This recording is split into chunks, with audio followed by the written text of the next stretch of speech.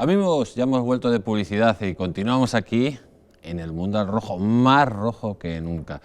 Y hoy vamos a seguir hablando de lo que está pasando en los Estados Unidos. Después de la retirada de las estatuas de Colón, pues tenemos que hablar por qué hacen estas cosas los norteamericanos.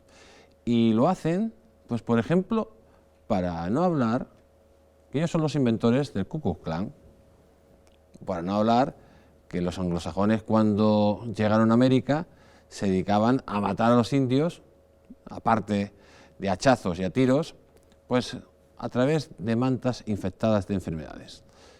Y como no, hoy tenemos con nosotros a uno de los mejores historiadores del mundo. Empezamos.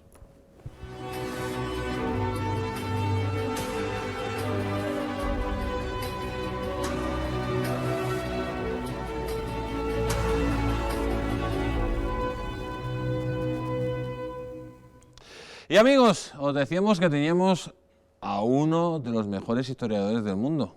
Y no mentíamos, tenemos con nosotros al gran Pablo Victoria. ¿Cómo estamos, don Pablo? Qué exagerado eres, qué exagerado. Pues para exagerados los franceses. Bueno, un placer estar aquí otra vez. Un placer. ¿Tú sabes los franceses? Un día estaba yo en Marsella y me dicen, van a ustedes a probar el mejor aceite del mundo. Y claro, digo, joder, será... Y me ponen un aceite, claro, que estaba hecho aquí en España. Y ellos me lo vendían como si fuera francés. Bueno, los italianos reenvasan el aceite que importan de España, que es aceite de oliva. Sí, la mayoría es español, claro. Por supuesto. Pero tú sabes quién se inventó las hachas Mohawk para cortarle la cabellera a los indígenas. No lo sabía. Bueno, los franceses, en la Guerra de los 7 años, entre otras cosas, por ahí, por esas épocas. Claro. Esos señores tan refinados y que nos venden tanta elegancia y Versalles y todo eso. Eran unas hachuelas pequeñitas así con pues hablando, continuamos con el capítulo de la semana pasada. ¿Se acuerda usted, doctor, que hablábamos de lo que estaba pasando en los Estados Unidos, que estaban retirando pues estatuas de Colón? Este señor Ferret, un concejal de Los Ángeles que decía que tenía un 1% de origen indígena porque físicamente pues era como todos nosotros, pues decía que Colón era un genocida, tal. Entonces yo creo que es muy importante que sigamos hablando de esto y sobre todo ¿por qué están haciendo esto? Porque lo que quieren tapar los anglosajones, aparte de destruir la cultura hispánica, es tapar las aberraciones que hicieron. Por ejemplo, cuando los ingleses, en la famosa Guerra de los 7 años también, pues utilizaron mantas para matar a los indios, mantas infectadas de enfermedades. Quien se inventó ese sistema fue un señor en 1763, Jeffrey Amherst. Se lo inventó justamente para contagiar a los indígenas. Pero mira, aquí hay dos temas. El primer tema es que yo creo que este señor Ferret realmente no es un hombre, sino un sistema. Es una tendencia, más que todo, porque él encarna lo que hicieron sus antepasados en los Estados Unidos. Luego, más que eso, es una tendencia hacia la destrucción de la civilización. Es un síntoma, más que un hombre.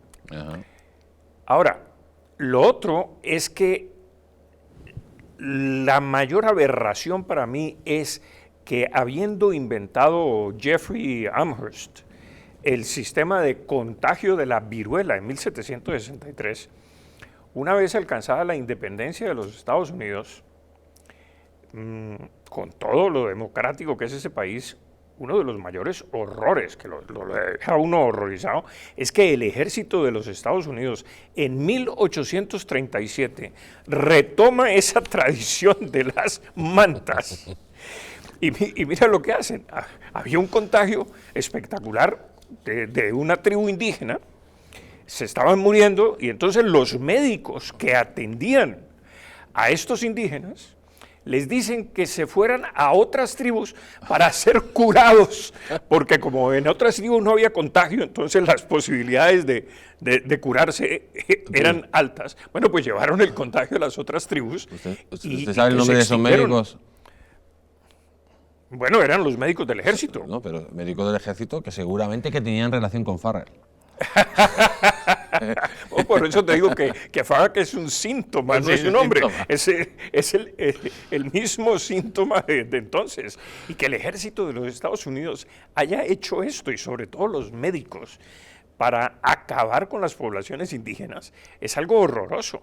Mira, en Estados Unidos en 100 años hubo como 10 holocaustos, matanzas absolutamente espantosas de indígenas. Acabaron con todos los indígenas. La primera matanza enorme ocurre en 1622, justamente en Fort Clark, 1622, y acaban con una justo tribu antes de cuando llegaron. donde estaba, entre otras cosas, de la tribu de donde es Pocahontas, de todo ese cuento. Ahí acabaron con todos. Yo no sé si de ahí viene el 5% o el 1% de los genes de Farrell. O sea que bueno, eso es un hecho lamentable. O sea que acabaron con todos. 1622, nada más 1622. Ya llegaron con la intención clara. Los anglosajones en Jamestown, que es la primera población que fundan los ingleses.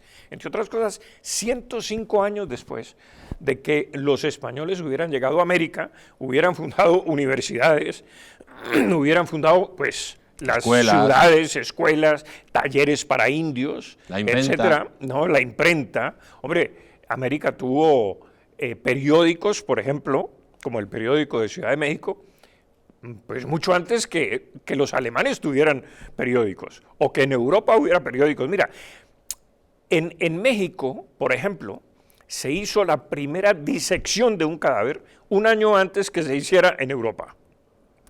O sea, lo que uno no entiende, bueno, sí se entiende, ¿por qué la leyenda negra cobija a España, pero los ingleses no tienen leyenda negra, ni los holandeses, ni los portugueses? Entonces uno dice, ¿qué pasó? Pues mira, yo lo resumo de esta manera. España perdió la batalla de la propaganda. España nunca le hizo propaganda a sus grandes logros civilizadores de América. En cambio, los ingleses sí, y los ingleses hicieron una propaganda negra contra España, lo mismo que lo hicieron los italianos y los holandeses, y por supuesto todo esto basado en las casas y todos los cuentos que las casas echó. Pero entonces, lo que nosotros perdimos, lo que España e Hispanoamérica perdió, fue la guerra de la propaganda. Ellos sí saben hacer propaganda. España nunca la hizo. Esto es tan cierto que habiendo España contribuido como ningún país, quizás muchísimo más, por supuesto que muchísimo más que Francia, en la independencia de los Estados Unidos, ¿no? Con Bernardo de Galvez, que Francia lo único que contribuyó fue con este señor Lafayette, pues que era un muchacho, desastre, que era un muchachón de 20 años que llegó allá, perdió 7 batallas. Perdió 7 batallas, pero pasó a la fama como un héroe. Pasó a la fama porque Francia, en la primera exposición mundial que hubo a principios de siglo, a finales del siglo, sacaron 5 volúmenes sobre su gran contribución a la independencia norteamericana y se hicieron famosos por eso. En cambio, España nunca recogió la memoria de ese gran personaje, que era don Bernardo de Galvez. Yo le escribí una biografía que se llama España contraataca, entre otras cosas. Sí, yo la leí. Eso. Además me dedicó usted el libro. Yo le dediqué efectivamente el libro y resulta que España... Además le hicimos una entrevista en El Mundo del Rojo, no sé si se acordará, sí, pero cuando estábamos en la radio. Sí, me recuerdo perfectamente. De manera pues que España derrota a los ingleses, les abre un segundo frente por la Florida, recupera la Florida que la había perdido en la Guerra de los 7 años, se les mete por allí y los ingleses quedan acorralados en Yorktown y no les queda más remedio que rendirse. De manera que esa España a la que Estados Unidos le debe la independencia y no a Francia, en primer lugar, ahí clarísimamente se ve que España pierde la gran batalla de la propaganda mundial. Pero bueno, es que no ha perdido la batalla, es que directamente ni ha contado lo que ha pasado. No, es que por eso perdió esa Porque batalla, es que nunca le hizo propaganda ni a sus héroes, ni a sus hazañas, ni a sus conquistas. Es que, por ejemplo, estamos hablando de que los que exterminaron a los indios fueron los anglosajones. Claro. De los que les daban mantas con enfermedades para que estos señores murieran con de la viruela, viruela, y otras cosas, claro. Entonces los indios no tenían ni idea que había contagios con sarampión. Sarampión, fueron los anglosajones. Claro. Era la guerra biológica, ¿no? Bacteriológica, que está prohibida hoy en día. Fueron los anglosajones los que crearon un sistema de racismo brutal en los Estados Unidos, principalmente por su religión. Me lo cuentas a mí, que yo estudié en los Estados Unidos, yo recuerdo, bueno, en Chicago no había tanta discriminación. ¿Usted cuando estaba en Estados Unidos le llamaban chicano? ¿No? Sí, chicano no.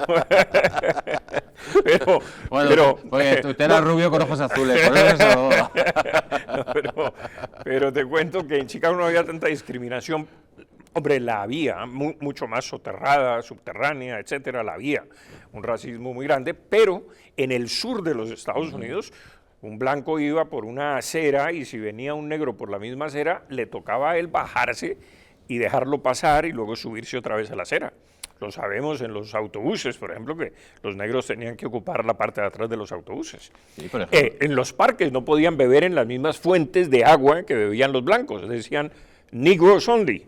¿No? En los restaurantes había un sitio para los negros y un sitio para los blancos. De manera pues que este racismo y esta discriminación racial que nunca vimos en América hispana, que nunca la vimos, que nunca se observó, resulta que los españoles han cargado con los platos rotos de todo. Es que esto es increíble. Hablando de racismo, hablamos del Ku Klux Klan, que es una organización que nace en Tennessee, en los Estados Unidos de América, concretamente en un estado del sur, que lógicamente realiza unas matanzas y unas aberraciones contra los negros brutales. Claro, por supuesto. Porque, por ejemplo, estos estados incluso aplican leyes racistas que han durado hasta los años 60, 70. Por supuesto. Pero para sin embargo, los malos somos los españoles. ¿Cómo es esto? Pero para mayor escarnio, ¿te acuerdas tú que los del Ku Klux Klan tenían un capirote? Bueno, ese capirote lo sacaban los españoles porque ese capirote es español. Sí, claro. Ahí está el escarnio, más escarnio para España. Claro, fíjate tú, claro. Y entonces usan el capirote de las procesiones, a mí me dijo donde se carga en andas a los santos. En una procesión en Sevilla, me dijo que si teníamos aquí también el Ku Klux Klan, me dijo, ¿no? Dije, no, digo, son hermandades que ahora hablamos así. Entonces copian a los españoles también para desacreditarlos. O sea, es que esto es absolutamente increíble. Entonces, pues el síntoma de este señor Ferret no es un hombre, es un síntoma, es lo que pasa. Ahora, otro fenómeno, resulta que ahora ellos quieren ser los que menos discriminan, los que están a favor de los derechos humanos, los que quieren aceptar absolutamente todos, quieren abrir las puertas de Europa, ¿no? El Partido Demócrata de los Estados Unidos quiere abrir las puertas de los Estados Unidos para acoger toda la inmigración que pueda, no hay fronteras, etcétera. Entonces ahora son los apóstoles de la libertad. Y entonces uno dice, oye, ¿pero esto qué es? ¿Cómo? Vienen de una terrible discriminación, de unos terribles asesinatos y matanzas en los Estados Unidos, propiciados por los ingleses. Y ahora quieren ser lo contrario. Además, los demócratas, hay que decirlo claramente, eran los que apoyaban más al Ku Klux Klan. Eran los gobernadores demócratas los que apoyaban las leyes de segregación y de hecho ellos eran los que de alguna forma no querían que los negros tuvieran los mismos derechos y deberes que los blancos. Es curioso cómo también cambia la izquierda la historia, ¿no? Sí, y los comunistas, como los comunistas que antes discriminaban a los homosexuales y los mataban y les hacían todo tipo de cosas, ahora resulta que están más que cualquier otra organización, ¿no?, a favor del homosexualismo y de que los homosexuales adopten niños, etcétera. Entonces, ¿cómo voltean la torta? En Corea del Norte yo no he visto que apoyen mucho a los homosexuales, los comunistas, ¿eh? Bueno, en Corea del Norte creo que no apoyan absolutamente nada, creo que ni a su propia gente, pero bueno, es un país muy raro. Pero efectivamente todo esto viene, toda esta lucha social proviene de esa infección comunista, porque finalmente todo surge de allí, de esa revolución, pero mucho antes que el comunismo, de la Revolución Francesa. Yo creo que esa es la madre de todos los movimientos revolucionarios del mundo, incluyendo el comunismo. O sea, la Revolución Francesa, que es donde primero... A usted los franceses no le gustan. No, estoy hablando de historia. Y otras cosas, tengo una nuera francesa. Pero no, digo que por eso, que no le gusta mucho. No. Digo yo que son los primeros que se inventan. Mira, por ejemplo, hacer de la piel de las mujeres guantes. Eso lo hicieron en la Vendée. Hacer jabón de la grasa de los seres humanos. Hacer botas de la piel de los hombres. Y las caperuzas de las lámparas, por ejemplo, de piel humana. Si es que en la Vendée, lo que pasó en la Vendée es horroroso. Por eso cuando yo veo la parada esa de la Bastilla y la celebración de la Bastilla, digo, pero es aquí donde empieza el horror de la humanidad. ¿Cómo se puede celebrar esto? Pues bueno, sí. Pero es así. No tiene Luis Companys, que es un genocida de un estadio de fútbol, pues sí. La Revolución Francesa pues tiene su celebración. Pues así es. Doctor, ¿se quiere quedar usted? Vamos a publicidad y se quiere quedar con nosotros. Muy bien. Pues amigos, nos vamos unos instantes a publicidad y volvemos con nuevas noticias.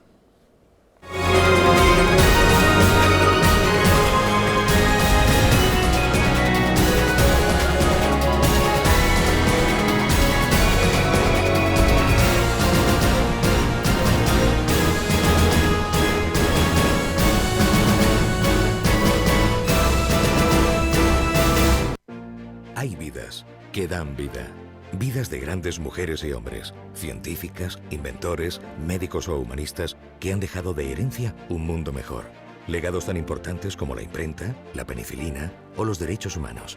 ¿Pero qué hay de María? Probablemente no habrá una calle con su nombre, pero gracias a su testamento solidario se construirá una escuela en Sudán para que cientos de niños puedan decidir su vida.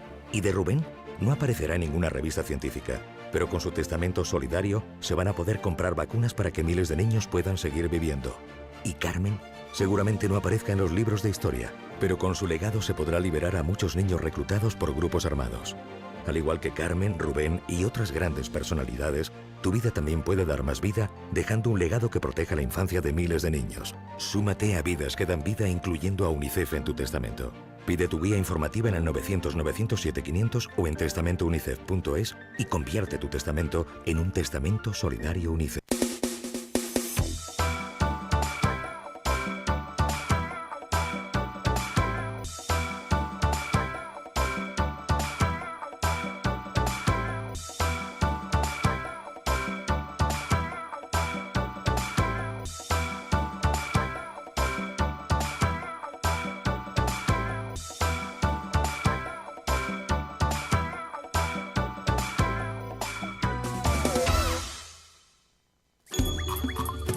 Ahora que lo compartimos todo, podemos compartir mucho más.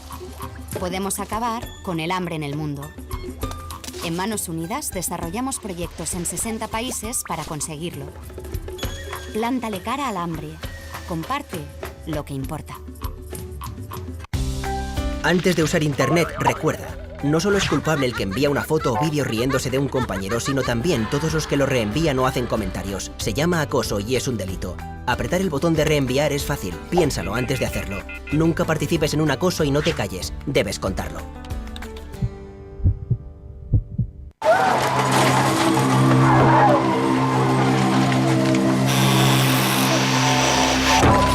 En un accidente de tráfico, ¿quién prefieres ser?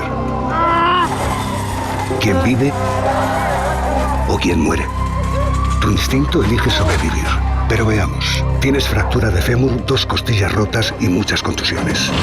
Tendrán que operarte, ponerte 2 pernos en el hueso y tomarás muchas medicinas para soportar el dolor. Un dolor que será más grande en el momento que descubras a un policía judicial a los pies de tu cama. Has matado a tu mejor amigo y también a un niño de 7 años que viajaba en otro coche. No puedes mirar a la cara a sus padres. No puedes reconstruir los pedazos. No puedes mirarte al espejo.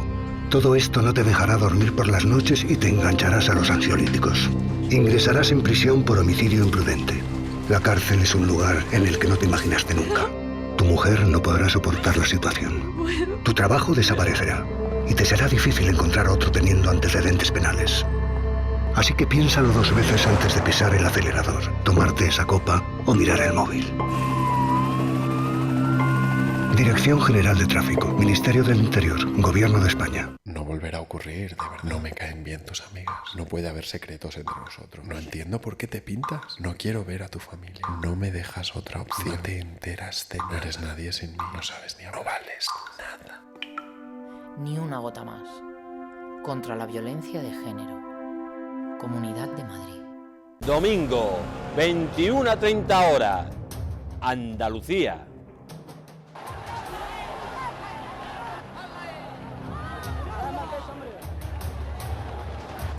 Al borde del abismo.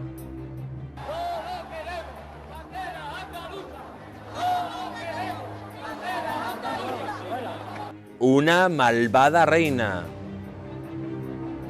Y cuando la derecha está rabiosa solo hay una manera de ejercer de dique de contención, que es votando. Y sus lacayos. El factor decisivo para que España cambie va a volver a ser Andalucía. Contra la pócima de la verdad. Bueno, pues atención a cómo se está poniendo de tenso el clima con las elecciones andaluzas. Carlos Cuesta. Carmen Tomás. La red que tiene montada el Partido Socialista en Andalucía es una red de tal magnitud. Y Luis Valcarce.